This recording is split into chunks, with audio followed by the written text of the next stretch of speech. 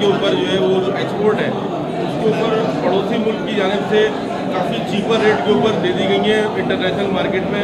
तो पाकिस्तानी जो एक्सपोर्ट है वो रुकी हुई है, उसकी कोई हिकमत अमली बना रहे हैं। हम पूरे एक्सपोर्ट्स को हर तरह इंसेंटिवाइज करेंगे, लेकिन बॉर्डर कंट्रोल्स को टाइटन करेंगे।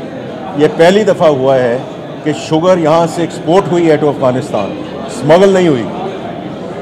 We need every single dollar for our own country.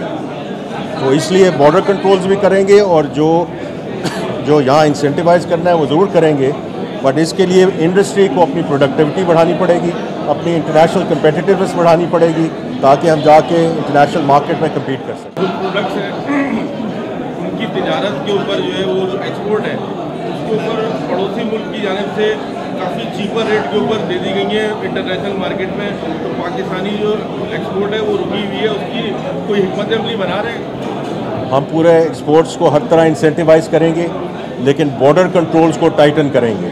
ये पहली दफ़ा हुआ है कि शुगर यहाँ से एक्सपोर्ट हुई है टू अफगानिस्तान, स्मगल नहीं हुई।